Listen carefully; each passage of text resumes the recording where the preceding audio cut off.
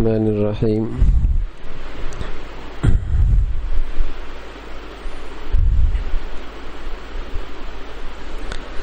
رضائے مغفرت خدا.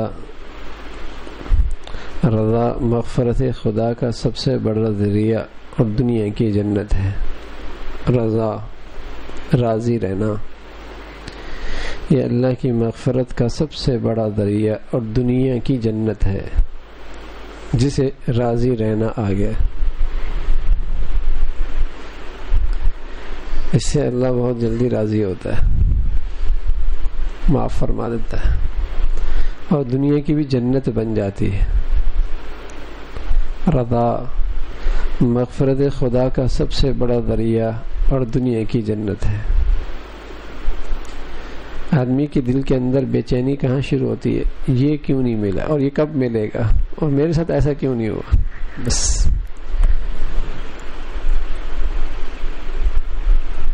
حسرت ہی اسے اندر سے بے چین رکھتی ہے کہ یہ مل جاتا. فرمایا رضا مغفرت خدا کا سب سے بڑا ذریعہ اور دنیا کی جنت ہے. رضا کا معنی یہ ہے اللہ کے ہر حکم کے سامنے بندے کا دل جھک جائے. حضرت موسیٰ علیہ السلام نے اپنے اللہ سے سوال کیا جو اہل اللہ کے شان شان تھا کہ باری تعالی تیری رضا کی کیا علامت ہے کہ تو مجھ سے راضی ہے؟ اس کی علامت کیا ہے؟ میں کیسے سمجھوں کہ تو مجھ سے راضی ہے؟ اس پر اللہ نے فرمایا اے موسیٰ میری راضی ہونے کی علامت اور پہچان بڑی آسان ہے. اپنے دل کی طرف متوجہ ہو اور اسے دیکھ کے جب تیرا دل مجھ پر راضی ہو جائے تو سمجھ لے میں تجھ سے راضی ہوں. جب تیرا دل مجھ سے راضی ہو تو سمجھ لے میں تجھ سے راضی ہوں. کبھی بھی اللہ کا نافرمان اللہ سے دل سے راضی نہیں ہوتا, شکوی رہتے. اور اللہ کا نیک بندہ وہ کسی حال میں بھی ہونا سبحان اللہ تب بھی وہ اندر سے اللہ سے راضی ہوتا ہے. یہ علامت ہوتی ہے کہ اللہ اس سے راضی ہے. اس کو جو رضا والے بول مل رہے ہیں اور یہ رضا والے جذبات نصیب ہیں یہ علامت ہے کہ اللہ اس سے راضی ہے. اور کروڑوں خربوں سے بہتر ہے تب بھی اس کی زبان پہ نہ رضا کے بول ہیں اور نہ اس کے دل کے اندر رضا کے جذبات ہیں. یہ علامت ہے کہ اللہ اس سے ناراض ہے.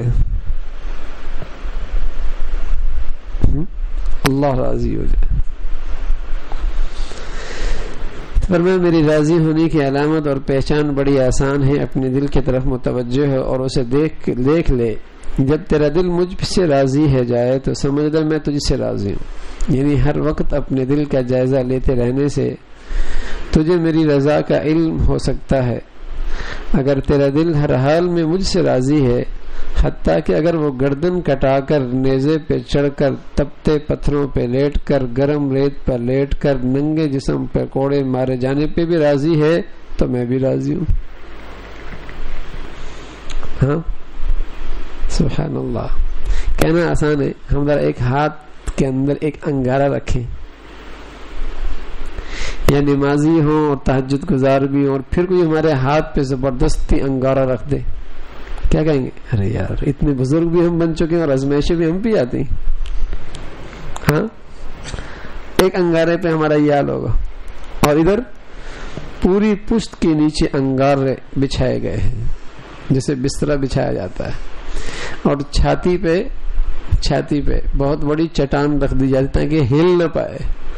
لیکن سبحان اللہ وہاں بھی اگر کیا کہتے ہیں اللہ کی رضا کے بول اللہ احد اللہ احد اللہ ایک ہے بس اللہ ہی میرا ہے اللہ ہی میرا ہے.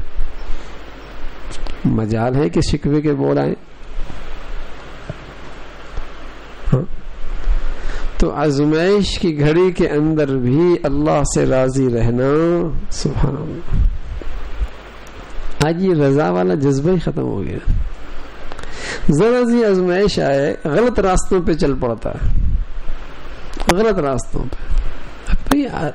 آزمائش بھی تو نیک لوگوں پر بھی آتی ہے, انبیاء پر آئی ہے, صحابہ پر آئی ہے, اللہ کے نیک بندوں پہ آتی ہے. یہ زندگی کا حصہ ہے.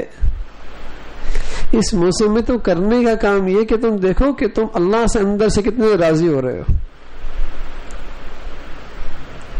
اللہ سے کتنے راضی ہو رہے ہو۔ فرمایا ہر وقت اپنے دل کا جائزہ لینے سے تجھے میری رضا کا علم ہو سکتا ہے۔ اگر تیرا دل ہر حال میں مجھ سے راضی ہے، حتیٰ کہ اگر وہ گردن کٹا کر نیزے پہ چڑھ کر، پتھروں پہ لیٹ کر، گرم ریت پہ لیٹ کے، ننگے جسم پر کوڑے مارے جانے پہ بھی راضی ہے تو میں بھی راضی ہوں۔ اگر بندہ اپنی جان، مال، عزت، آبرو اور اولاد وغیرہ سب کچھ لٹا کر بھی اللہ سے راضی رہے تو یقیناً یہ شخص مرتضی کے مقام پر فائز ہے۔ مرتضی جس سے اللہ راضی ہو گیا، یہ اس مقام پر فائز ہے اور محبت کامل کہلانے کا حقدار ہے کہ واقعی اسے اللہ سے کامل محبت ہے، ہر حال میں اپنے اللہ سے راضی کہ اس کی خاطر جاتا ہے تو اس سے زیادہ اور کیا چاہیے۔ یہ کیفیت پیدا ہو جائے کہ ہر حال میں اللہ سے راضی۔ ایک حدیث میں قیامت کے دن ایک گروہ بغیر حساب کتاب کے جنت میں جائے گا۔ فرشتہ پوچھیں گے کیا تم نے حساب دے لیا ہے؟ وہ کہیں گے ہم نے تو کوئی حساب نہیں دیکھا۔ وہ پوچھیں گے تم نے پل صراط پار کر لیا؟ وہ کہیں گے ہم نے تو پل صراط نہیں دیکھا۔ وہ نے پوچھیں کہ تم نے دوزخ دیکھ لی؟ وہ کہیں گے ہم نے تو کچھ چیز نہیں دیکھی۔ وہ فرشتے پوچھیں گے تم کس کی امت میں سے ہو؟ وہ کہیں گے محمد صلی اللہ علیہ وسلم سے۔ فرشتے کہیں گے تمہیں اللہ کی قسم دیتے ہیں، بتاؤ تم دنیا میں کیا اعمال کرتے تھے کہ سب لوگ ابھی حساب و کتاب کے انتظار میں ہیں، پل صراط سے انہوں نے گزرنا ہے اور تم ہو یہاں پہنچ گئے جنت میں داخل ہونے کے لیے، کون سا اعمال کیا کرتے تھے؟ وہ اب جواب دیں گے ہمارے اندر دو خوبیاں تھی کہ اللہ نے اپنے فضل و رحمت سے ہمیں اس درجے تک پہنچایا۔ وہ پوچھیں گے وہ دو کیا ہیں؟ وہ کہیں گے وہ یہ تھی جب ہم خلوت میں ہوتے تو اللہ کی نافرمانی سے حیا کرتے تھے، ساری دنیا کی نظروں سے اوجھل ہوتے تھے لیکن پھر بھی اللہ سے حیا آتا تھا اور اس کی نافرمانی نہیں کرتے تھے۔ نہ آنکھ غلط دیکھتی، نہ ہاتھ غلط استعمال ہوتا، نہ دل غلط جذبات لیتا اور سوچتا، اور نہ ہاتھ اور پاؤں حرام کی طرف بڑھتے خلوت میں، لیکن کوئی نہیں دیکھ رہا، اللہ سے حیا آتا۔ ایک تو نا باپ دیکھ رہا ہے حیا آ گیا، دوست دیکھ رہا ہے حیا آ گیا، جن کی نظروں میں اس کی عزت ہے وہ دیکھ رہے ہیں حیا آ گیا، اور ایک کیا ہے اللہ دیکھ رہا ہے حیا آ گیا۔ فرمایا ایک تو اللہ نے ہم پہ یہ فضل فرمایا کہ ہمارے اندر یہ خوبی تھی، اللہ کرے ہمیں اللہ یہ دولت نصیب فرما دے۔ جس کو یہ خلوت کی یہ چیز مل گئی نا تو جلوت تو اس کا بڑا حسین ہو جائے گا، جلوت تو اس کا ویسے ہی حسین ہو جائے گا، بڑا خوبصورت ہو جائے گا جب اس کا خلوت اس درجے کا ہو جائے، اس میں تو پھر کوئی شک ہی نہیں ہے۔ فرمایا ایک تو یہ کہ جب ہم خلوت میں ہوتے تو خدا کی نافرمانی کرنے سے حیا کرتے، نمبر دو، اور ہمیں اللہ جو دیتا اس تھوڑے سے بھی تھوڑے پر بھی ہر حال میں راضی رہتے، اللہ جتنا دیتا جس حال میں رکھتا اس پہ راضی رہتے۔ فرمایا یہ دو خوبیاں ہیں۔ فرشتے کہیں گے تم واقعی ہی اس کے حقدار ہو، سبحان اللہ۔ تمہیں جو آج یہ اعزاز ملا ہے نا، لوگ معاشر کے میدان میں کھڑے ہیں، کوئی پسینے میں ہے، کوئی ناف تک ہے، اور کوئی گردن تک ہے، اور کوئی پانی، کوئی جو ہے وہ بالوں کی چوٹیوں تک وہ پسینے میں ڈوبا ہے، اور تم جو جنت تک پہنچ گئے ہو، یہ واقعی تم اس کے حقدار بھی تھے۔ یہ دونوں نیکیاں بہت بڑی نیکیاں، بہت بڑی نیکیاں کہ ہر حال میں اللہ سے دل سے راضی رہنا، جس حال میں رکھے، جس حال میں رکھے، لے اس کی مرضی، دے اس کی مرضی، صحت دے، بیماری دے اس کی مرضی، دل میں شکوہ نہ آئے، سبحان اللہ، دل میں شکوہ نہ آئے۔ دوسری چیز حیا اللہ سے، کوئی نہیں دیکھ رہا، اسے اللہ سے حیا آ رہی، بہت بڑی نیکی ہے۔ اللہ علامات رضا، حضرت نون مصری رحمۃ اللہ علیہ فرماتے ہیں کہ اللہ سے راضی ہونا اس کی چند علامات ہیں۔ نمبر 1 مصائب میں اللہ سے محبت میں بڑھتے رہنا، ایک علامت یہ ہے اللہ سے یہ راضی ہے، اس کی علامات یہ ہیں کہ مصائب میں آزمائشوں میں اللہ کی محبت میں بڑھتے رہنا، اللہ سے تعلق اور بڑھ گیا، یہ علامت ہے کہ الحمدللہ یہ اللہ کے فیصلے پہ راضی، پہلے سے زیادہ اللہ کے قریب ہو گیا، پہلے سے زیادہ اللہ کے قریب ہو گیا، مصائب میں آزمائش کی گھڑی میں اللہ سے آگے بڑھ گئے۔ بلکہ جیسے کوئی تھوڑی بہت آزمائش میں نا تو خوب اس وقت دعا کیا کرے، یہ دعا کی خاص قبولیت کی گھڑی ہوتی ہے، خاص قبولیت کی گھڑی ہوتی ہے، اس لیے کہ اللہ کی خاص رحمت ٹوٹے دلوں کی طرف خاص متوجہ ہوتی، جو اندر سے ٹوٹا ہوتا نا آزمائش کی وجہ سے خاص توجہ ہوتی۔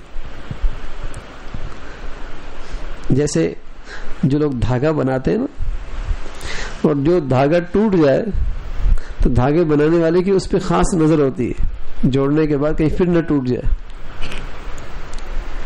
اسی طرح جن کے دل ٹوٹ جاتے ہیں نا بار بار از تکلیفوں کی وجہ سے، آزمائشوں کی وجہ سے، ان پر اللہ کی خاص نظر ہوتی ہے، خاص نظر ہوتی ہے۔ تو ایسے موقع پہ بڑی دعائیں قبول ہوتی ہیں، تکلیف کے گھڑی میں، آزمائش کے گھڑی میں۔ تو یہ شخص اللہ سے راضی ہے، اس کی ایک علامت کہ آزمائش کے گھڑی میں اور تکالیف میں یہ اللہ سے اور قریب ہو جائے، اللہ کی محبت میں اور اضافہ ہو جائے، ایک علامت۔ دوسری علامت قضاء کے بعد کسی قسم کا افسوس نہ کرنا، تدبیر کر لی، اس نے پلاننگ کر لی، اپنی طریقے سے اسباب اختیار کر لی، اب جو فیصلہ جو نتیجہ اللہ نے مرتب کر دیا اس پہ افسوس نہیں ہے، اسی میں خیر ہے۔ تدبیر بڑی شاندار کی اس بیچارے نے، کام ویسا نہیں ہوا جیسے یہ چاہ رہا تھا، کوئی بات نہیں، الحمدللہ۔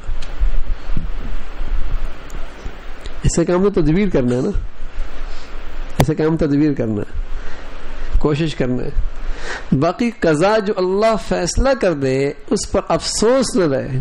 کتنے لوگ ہیں ان کی زندگی، ساری زندگی افسوس میں گزر جاتی، ارے یار یوں ہوتا تو میں یوں کر لیتا، اگر یوں کر لیتا، اگر۔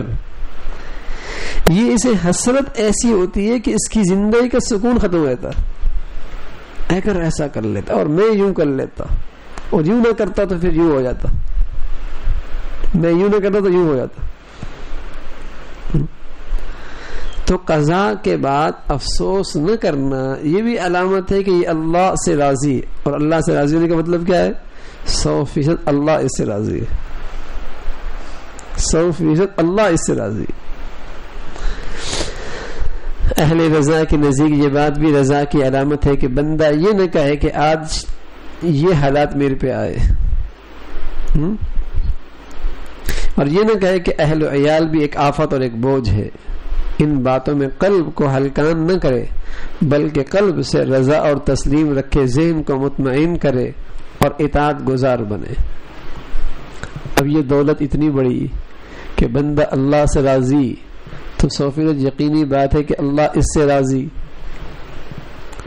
اور کل قیامت کی منزل یوں کہ سب لوگ انتظار میں ابھی تک اس منزل میں، اور یہ منزل کے دروازے تک پہنچ گیا، تو کتنی بڑی دولت ہے رضا، تو کتنی بڑی نیکی ہے، اور کتنا اونچا مقام ہے یہ رضا کا۔ تو وہی کیسے ملے گا؟ فرمایا حصول رضا کا سب سے مجرب نسخہ یہ ہے، سب سے مجرب نسخہ کہ اللہ کی محبت پیدا کی جائے۔ جتنی اللہ کی محبت ہوگی اتنا ہی مقام رضا میں ترقی ہوگی۔ محبوب کی طرف سے جو حالات آتے ہیں نا تو آدمی راضی رہتا ہے،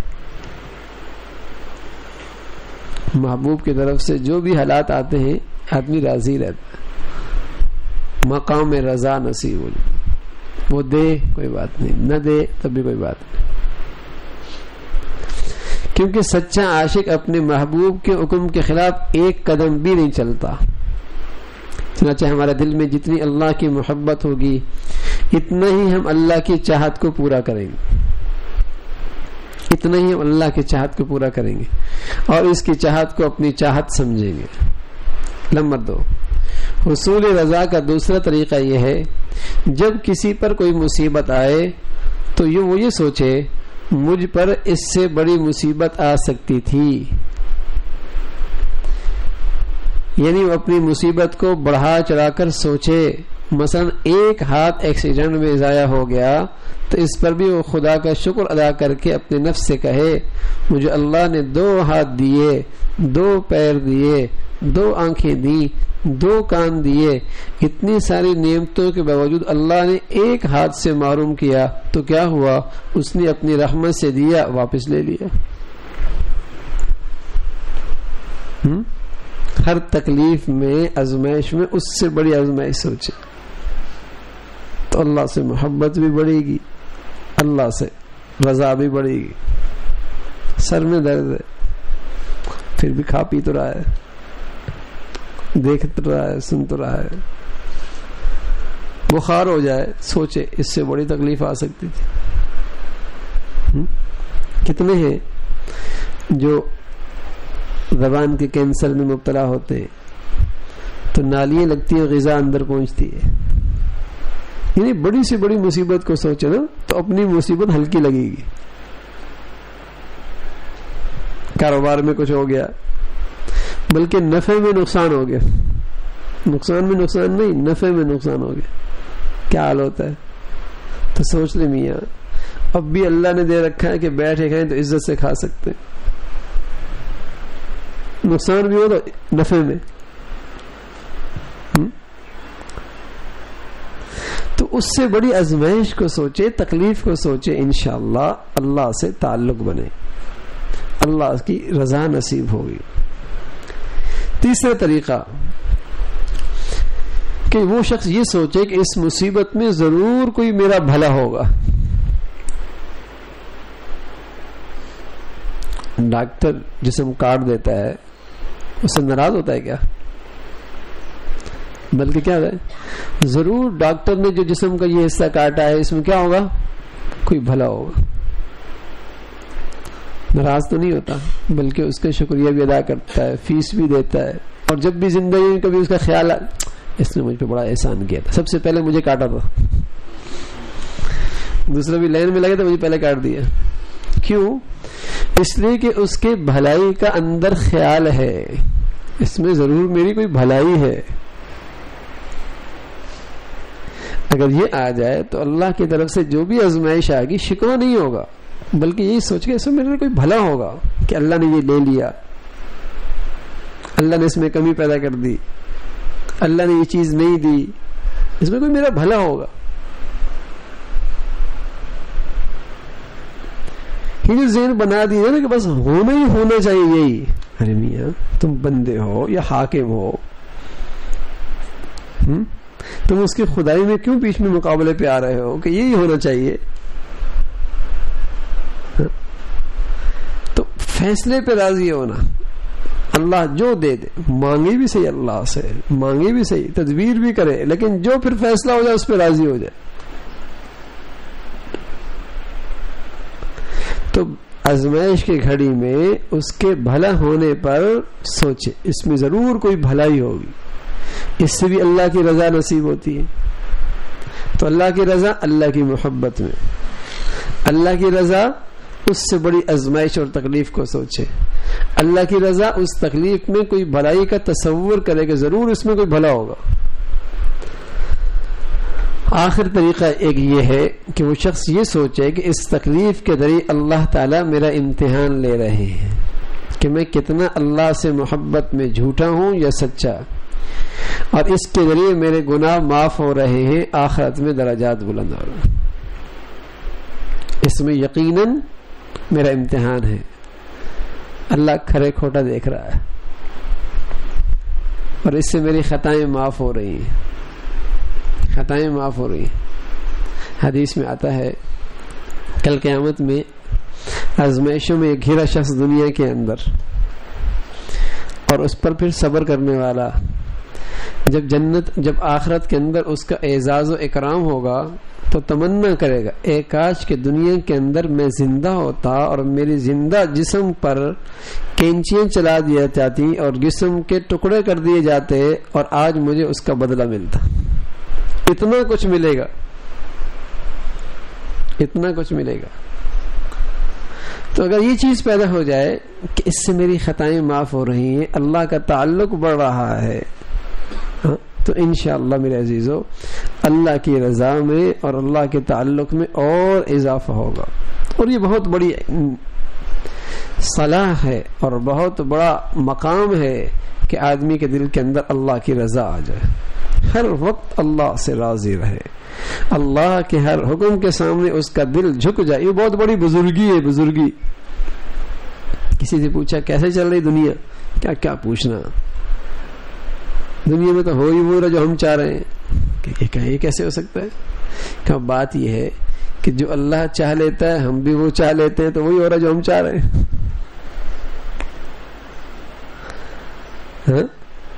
جو اللہ چاہتا ہے ہم بھی وہی چاہ لیتے ہیں, تو وہی ہو رہا جو ہم چاہ رہے ہیں.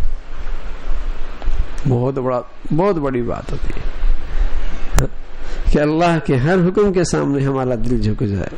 یہ بہت بڑا مقام ہے, اور یہ حاصل ہوتا ہے ان چیزوں سے کہ اللہ کی محبت بڑھائی جائے, اطاعت سے, نوافل سے, ذکر سے, اس سے محبت بڑھتی ہے. بتایا تھا پچھلے جمعے. اور اللہ کی محبت بڑھتی ہے جب آزمائش میں اس سے بڑی آزمائش کا تصور کیا جائے.